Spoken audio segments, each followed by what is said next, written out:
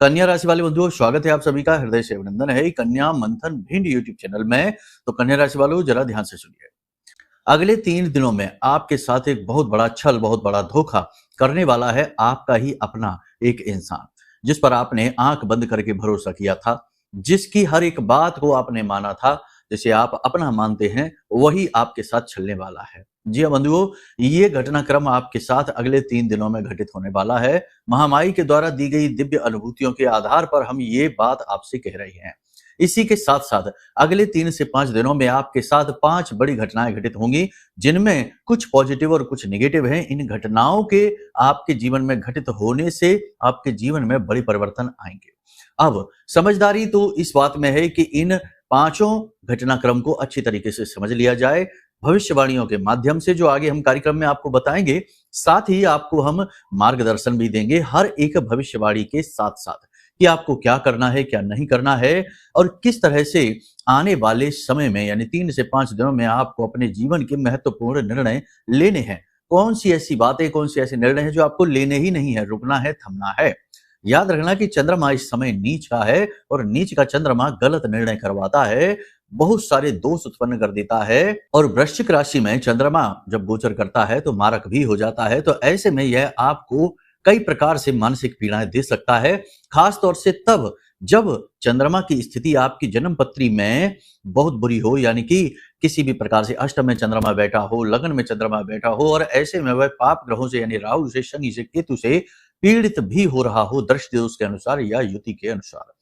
कई प्रकार से चंद्रमा पीड़ित हो सकता है आपकी जन्म पत्री में। तो यदि चंद्रमा आपकी जन्म पत्री में पीड़ित है तो आने वाले 3 से 5 दिन आपके जीवन के लिए बहुत ही खतरनाक होने वाले हैं, क्योंकि ये आपको भावनात्मक तौर पर तोड़ेंगे, आपके निर्णय को गलत करेंगे, आपके धन की जो फ्लो है, मनी का जो फ्लो है, उसे बिगाड़ेंगे, पैसा आपका अटकेगा, आप परेशान हो जाएंगे, रिश्ते नातों में भी खराबी उत्पन्न करेगा यह चंद्रमा।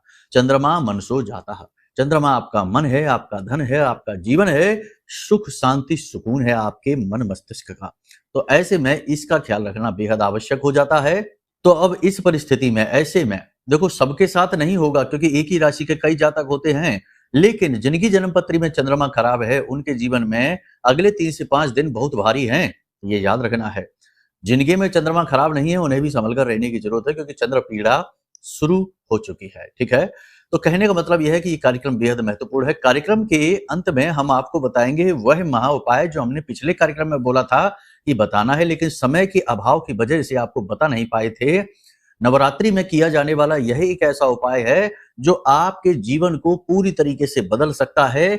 संपूर्ण 9 देवियों की शक्ति आपके घर में, आपके जीवन में समाहित करेगा, साथ ही नवग्रह की अनुकूलता भी लेकर आएगा। ठीक है, तो इस उपाय को करना आपके लिए बेहद आवश्यक है। नवरात्रि के इस विशेष पर्व में, समय और काल में इस उपाय को करने का सर्वश्रेष्ठ समय है। याद रखना कि एक बार यदि आप इस समय काल को या इस उपाय को गवा देंगे तो हो सकता है कि दोबारा आपके जीवन में यह उपाय फिर ना जाने कितने समय और काल के बाद आए, तब तक ना जाने कितना नुकसान करवा दे।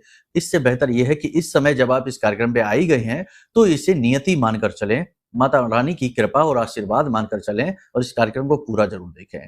साथ ही साथ कार्यक्रम के मध्य में हम ग्रहों से जुड़ी हुई, जन्म पत्री से जुड़ी हुई कुछ ऐसी विशेष जानकारियां भी आपको देते चलेंगे, जो आप स्वयं ही अपनी जन्म पत्री को खोलकर देख सकते हैं। यदि आपके पास जन्म पत्री है तो उसे देख सकते हैं, नहीं है तो किसी मोबाइल के ऐप से निकाल कर देख सकते हैं, और नहीं है तो आप हमें भी बोल सकते हैं, हम आपकी जन्म पत्री बना देंगे, और आपके लिए जो भी जरूरी उपाय क्रियाएं होंगी वो भी कुंडली के अनुसार बता देंगे। ठीक है, तो कार्यक्रम बहुत ही ज्ञानवर्धक है, आपको बहुत कुछ समझाएगा, सिखाएगा, बताएगा। बस आपको करना यह है कि इस कार्यक्रम को अंत तक देखना है। ठीक है, तो चलिए बंधु, उम्मीद करते हैं कि माता रानी की दिव्य अनुभूतियों का लाभ ले पाएंगे आप, ग्रह नक्षत्रों की बदलती चाल में सही निर्णय ले पाएंगे आप, और हमारी बात को अंत तक सुनने का धैर्य उत्पन्न कर पाएंगे आप। तो चलिए अब कार्यक्रम को शुरू करते हैं। माता रानी का नाम लेकर, आभार व्यक्त करके कमेंट बॉक्स में पूरे भक्ति भाव के साथ लिख डालिए, जय मां भद्रकाली कृपा करो। माता रानी ने निश्चित तौर पर आपके ऊपर कृपा की है, तभी आप इस कार्यक्रम को देख रहे हैं। तो चलिए, भाव और भी गहरा है तो लिख डालिए कि मैं भी माई के परिवार का हिस्सा हूं। माता रानी के परिवार के हिस्सा बनने का यह सुनहरा अवसर है, इसे हाथ से न जाने दीजिए, ये बिल्कुल मुफ्त है। चलिए लिख डालिए, केवल भाव की आवश्यकता है। एक और विशेष बात है कि प्रतिदिन महाअनुष्ठान धाम पर किए जा रहे हैं। माता रानी की कृपा और आशीर्वाद से जिन्होंने भाग लिया है उन्हें तो हमने मार्गदर्शन दे दिया है कि क्या करना है, प्रतिदिन करते रहिए क्रियाएं। और जिन्होंने भाग नहीं लिया है उन्हें अवसर है कि आप चाहें तो अभी भी भाग ले सकते हैं। चाहे एक दिन ही, अंतिम दिन ही क्यों ना बचा हो, उस दिन भी भाग लेकर आप अपने जीवन को धन्य बना सकते हैं, क्योंकि पता नहीं कौन से अनुष्ठान से, कौन सी आपके नाम से द्वारा की गई आहुति से, किस क्रिया से माता रानी आपसे प्रसन्न हो जाएं। तो ये जो मौके अवसर होते हैं जो आपको प्राप्त होते हैं, इनका लाभ लेना चाहिए। जल्दी से वीडियो में दिए गए नंबरों पर फोन करिए और जानकारी प्राप्त करिए कि आप इस महाअनुष्ठान में कैसे भाग ले पाएंगे। ठीक है, तो चलिए बंधुओं, अपने मूल विषय को शुरू करते हैं। बात करते हैं 5 बड़ी भविष्यवाणियों के बारे में। जय माई की। बंधुओं, ज्योतिष और तंत्र विद्या के क्षेत्र में आचार्य अमित एक जाना माना नाम है। पूज्य गुरुदेव के साधनाओं और ज्योतिष विद्या के अनुभव बेहद दिव्य है। जी हाँ, पूज्य गुरुदेव ने जिसकी भी कुंडली का विश्लेषण किया और कुंडली के अनुसार उसे सटीक उपाय व महामाई माँ बगलामुखी की विशेष कृपा दी, उसके जीवन में सकारात्मक बदलाव तो आ ही है। फिर चाहे समस्या कितनी ही कठिन क्यों ना हो, समाधान तो अवश्य हुआ है। अब ऐसे में यदि आप भी अपने जीवन की किसी बड़ी समस्या से जूझ रहे हैं, जैसे कि कर्जा बढ़ता ही जा रहा है, काम धंधा और व्यापार सब रुक चुका है, रिश्ते नातों में तनाव हद से ज्यादा बढ़ गया है, पूरा जीवन ही नकारात्मकताओं से भर गया है, तो ऐसे में यही सही समय है जब आप श्रेष्ठ गुरु से मार्गदर्शन प्राप्त करें और जीवन के अंधकार को समाप्त कर दिव्य प्रकाश की ओर कदम बढ़ाएं। वीडियो में दिए गए नंबरों पर तुरंत संपर्क करिए और अपनी कुंडली का विश्लेषण व समाधान पूज्य गुरुदेव के द्वारा करवा लीजिए। देर ना करें, आपके देवी देवताओं के आशीर्वाद से ये मौका खुद चलकर आपके पास आया है, इसे गंवाना नहीं है। अभी फोन करें और गुरुदेव से मार्गदर्शन प्राप्त करें। महामाई आपका कल्याण करें। धन्यवाद। सबसे पहली बात हम आपको ये बता दें कि अगले 3 से 5 दिनों में आपको मानसिक तौर पर थोड़ा सा कष्ट रहेगा। कुछ बातें आपके दिमाग में उलझी रहेंगी, आप टेंशनबाजी को अपने दिमाग से निकाल नहीं पाएंगे और लोगों से आपकी थोड़ी बहुत बहसबाजी, कहा-सुनी, तना-तनी बनी रहेगी। कहने का मतलब यह है कि रिश्ते नातों में प्रेम तत्व का अभाव रहेगा। आपको रिश्ते नातों में खालीपन, खोखलापन स्पष्ट तौर पर दिखाई देगा। इसलिए किसी भी रिश्ते को निभाने में आपकी रुचि समाप्त सी हो जाएगी। अब बस आपका एक ही लक्ष्य रहेगा कि आप किसी भी तरीके से अपने काम को बेहतर तरीके से कर पाएं, यानी अपने प्रोफेशन पर, अपने कैरियर पर आप पूरा फोकस देंगे, पूरा ध्यान लगाएंगे और ये बहुत आवश्यक है। हालांकि आपके कार्यस्थल पर भी परिस्थितियां थोड़ी विषम सी हैं। फोकस आप खूब लगाएं, मेहनत आप खूब करें, लेकिन तब भी ना जाने क्यों आपको बेहतर परिणाम प्राप्त नहीं हो पा रहे हैं, जिसकी वजह से आपको निराशा तो है, लेकिन आप तब भी अपने काम को करने में ज्यादा सुकून महसूस करेंगे। ठीक है, पैसे का फ्लो आप बनाने की कोशिश करेंगे। आपके जीवन में पैसा आएगा, किसी को दिया था वो पैसा आपको मिलेगा या फिर कहीं से भी आपको धन लाभ होगा। लेकिन एक तरफ जहां धन लाभ है, वहीं आपके अचानक से आपके जीवन में फिजूल खर्ची भी आएगी। दूसरा कि आप दिखावेबाजी के चक्कर में पैसा फिजूल खर्ची कर सकते हैं, बजट से ज्यादा खर्चा कर सकते हैं, जरूरत से ज्यादा खर्चा कर सकते हैं, तो थोड़ा सा यहाँ अलर्ट रहना। देखो, आप एक भावुक इंसान हो, आप ऐसे इंसान हो जो भावनाओं में बह जाओ तो अपना सब कुछ लुटा देते हो। ऐसा ही आपके साथ होता है। किसी को खुश करने पर जब आप आते हो तो पैसे का मुंह नहीं देखते हो, जितना आपके पास है सब कुछ खर्च कर देते हो। और ऐसा आपने किया है कई बार। दूसरों को पैसा देने के चक्कर में, दूसरों की मदद करने के चक्कर में, खुश करने के चक्कर में आपने अपने जीवन में बड़ी बड़ी मुसीबतों को खुद बुला लिया है। आपका उनसे कोई लेना देना नहीं था, तब भी आप फंस गए। तो ये आपका खेल जो है ना, ये आपके लिए ही बहुत महंगा पड़ता है, भावनात्मक खेल। तो ऐसा आप कर सकते हैं कि भावनाओं में बहकर आप कोई खर्चा कर सकते हैं, फिजूल खर्ची कर सकते हैं, जिसकी भारी कीमत आपको चुकानी पड़ेगी। तो थोड़ा सा यहाँ पर आपको सावधान रहने की आवश्यकता है। शत्रु आपके सक्रिय हो जाएंगे, आपकी पीठ के पीछे आपकी छवि खराब करने की कोशिश करेंगे, आपके खिलाफ अनाप शनाप बातें फैलाएंगे और उच्च अधिकारियों के कान आपके खिलाफ भरेंगे।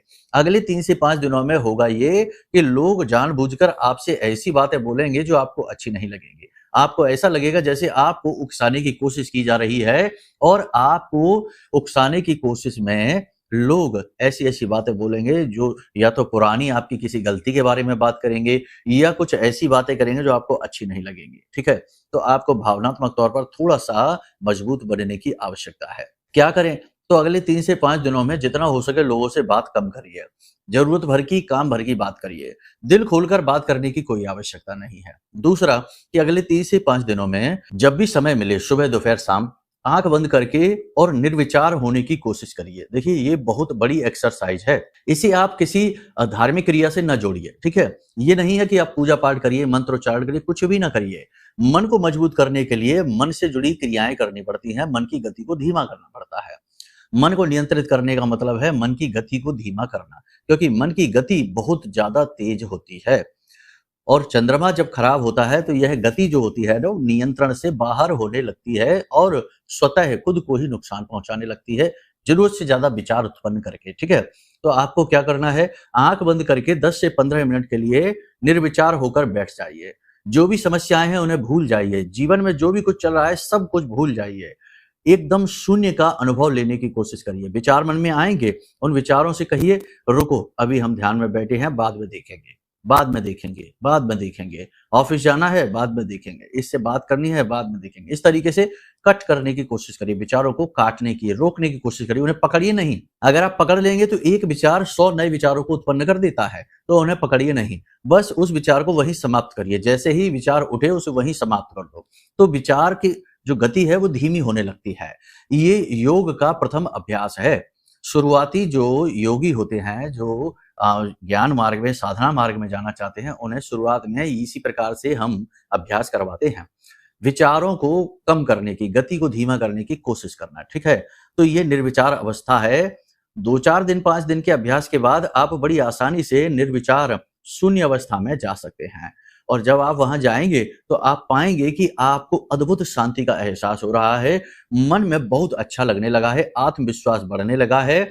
और ना जाने कैसे होता है ये कि आपके आसपास का वातावरण भी आपके अनुकूल बन जाता है। यानी कि लोग अचानक, जो आपके विरोधी थे, वो आपसे प्रेम से बात करने लग जाते हैं।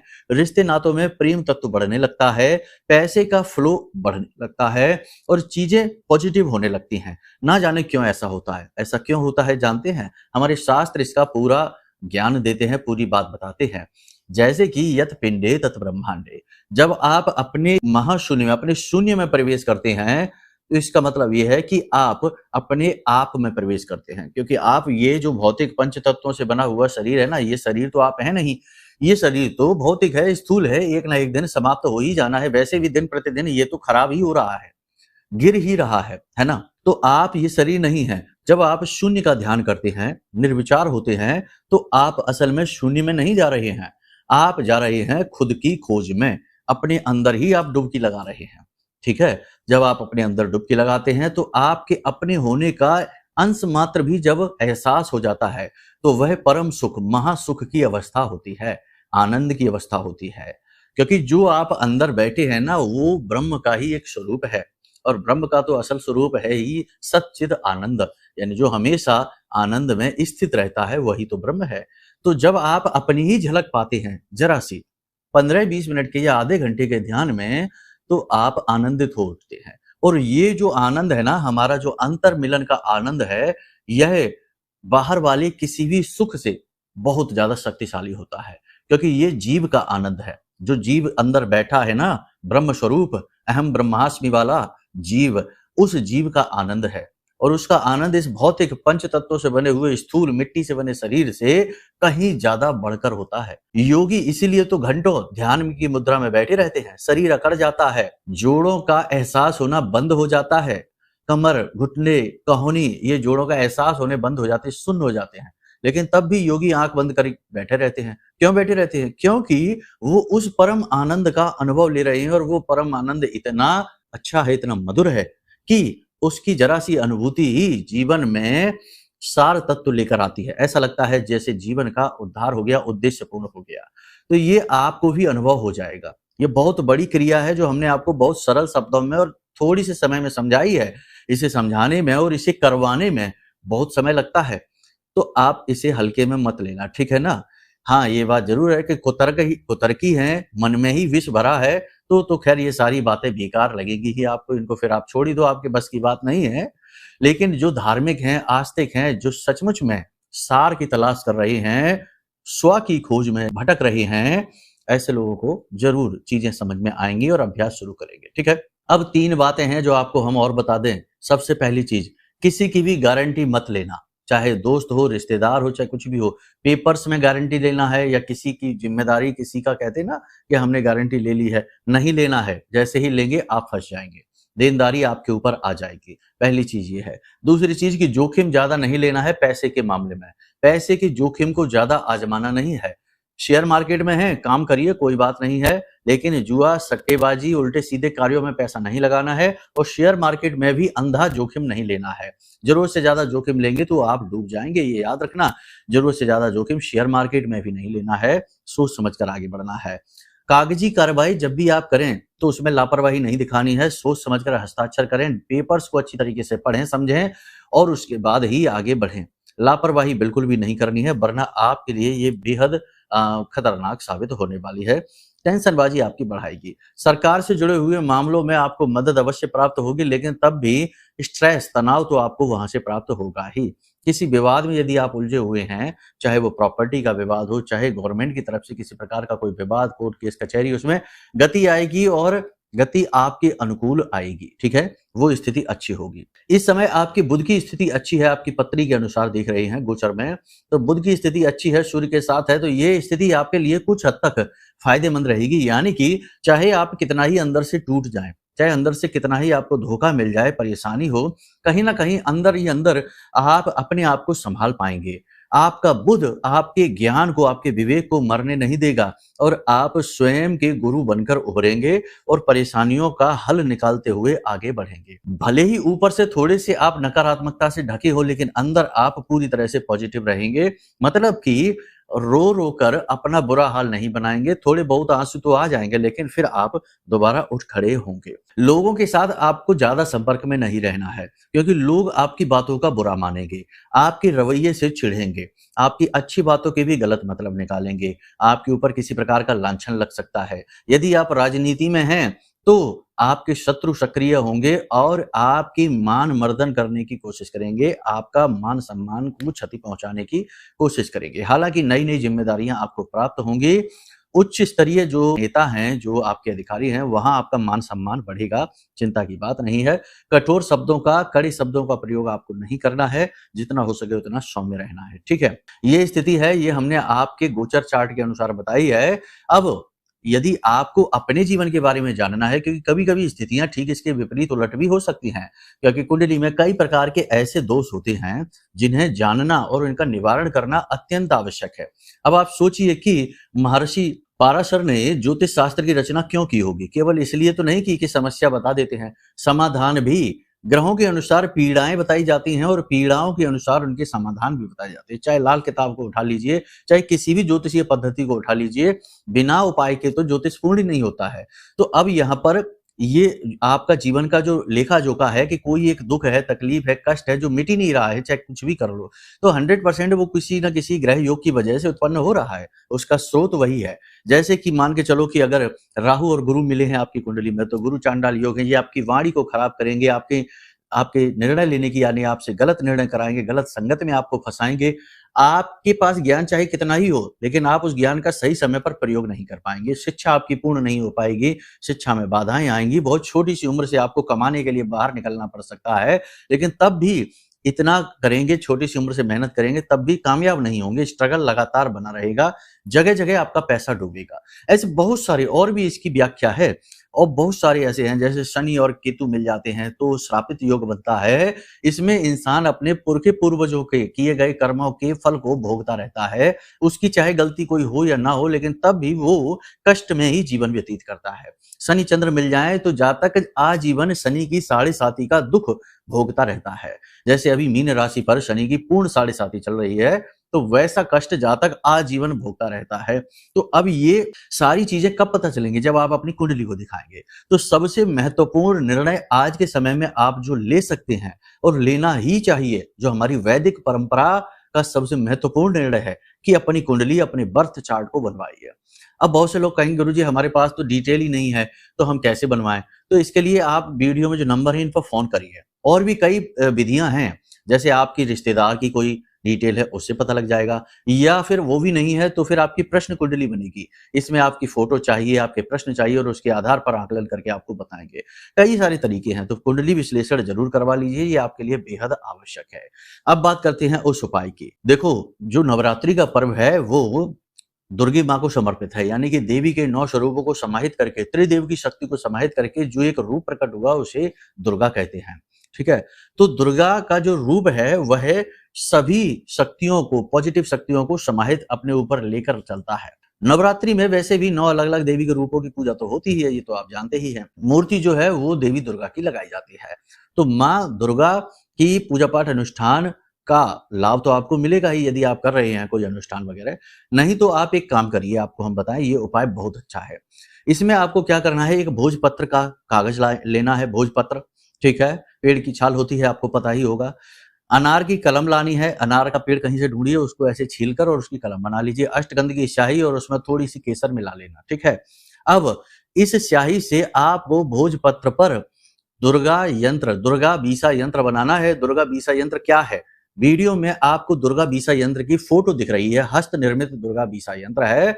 ये बनाना वैसे तो सरल है, लेकिन थोड़ा बारीकी से आपको समझना पड़ेगा, ठीक है ना। तो दुर्गा बीसा यंत्र आपको 2 बनाने हैं।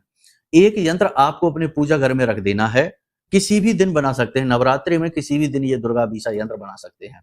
इसका काम ही क्या है, काम इसका ये है कि एक तो सभी देवी देवताओं की कृपा, चाहे आपके आराध्य देव हो, पितृ देव हो, कुल देव हो, कोई भी देवी देवता हो, सबकी कृपा आपको प्राप्त होगी। दूसरा कि नवग्रह के जो दोष हैं आपकी कुंडली में, कहीं ना कहीं उन दोषों को ये कम करता है, समाप्त नहीं कर सकता, कम करता है।